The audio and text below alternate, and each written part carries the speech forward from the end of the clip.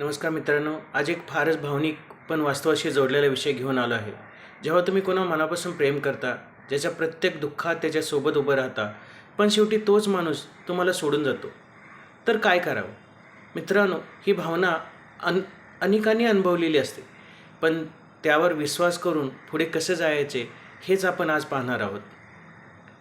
यामध्ये पहिले तर स्वतःला दोष देणे थांबवा. मित्रांनो, आपण नेहमी स्वतःला दोष देत होतो. काहीतरी माझ्यात कमी असेल, मी तिला अजून प्रेम करायला पाहिजे होते, मी तिला कमी प्रेम केले, तिचे डिमांड खूप होते, मी तिचे डिमांड सगळे फुलफिल करू शकलो नाही. असे स्वतःला दोष देणे थांबवा. नातं टिकवण्यासाठी मित्रांनो, 2 माणसांची गरज असते. एकटं काही करू शकत नाही.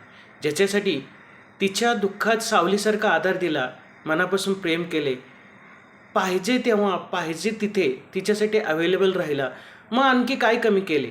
हा प्रश्न मित्रांनो तुमच्या मनामध्ये हमेशा लक्षात ठेवण्याची गरज आहे. आपल्या भावना मान्य करा, त्यात अडकून देऊ नका.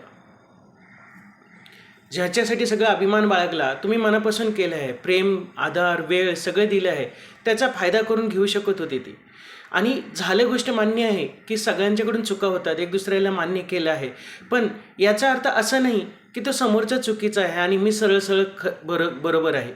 सोन्याची कोंबडी असली तर ती कापली तर ती संपूर्णच जाते. मित्रांनो, प्रेमाला पांगळं बनवू नका. ज्याच्या अस्तित्वानं तुम्ही त्याच्यासाठी पूर्ण झिजवलं आहे, त्यातून बाहेर पडा. तुम्ही पुन्हा स्वतःला सिद्ध करून दाखवा. स्वतः प्रेम करून स्वतःसाठी जगा. नव्याच्या स्वप्नासाठी सुरुवातीला सज्ज व्हा. मित्रांनो, मला फक्त तुम्हाला एकच सांगायचं आहे, झालं गेलं सगळं विसरून जावा. ती व्यक्ती तुमच्या जीवनामध्ये फक्त तिच्या वेळ, तिची गरज आणि तिच्या भावना मिळवण्यासाठी जवळ आली होती. तिच्या भावनांची इच्छा पूर्ण झालेली आहे, तिच्या गरजा पूर्ण झालेली आहे आणि ती व्यक्ती आता तुमच्याजवळ का राहील? हा विचार, ही गोष्ट तुम्ही मान्य करा आणि तिथून बाहेर पडा. तुम्ही ज्यावर स्वतःवर प्रेम करायला सुरुवात कराल, त्यावेळेस तुमच्या लक्षात येईल की ह्याच्यापेक्षाही सुंदर तुमच्या जीवनात सुंदर व्यक्ती असणार आहे, सुंदर विचार करणारे लोक असणार आहेत.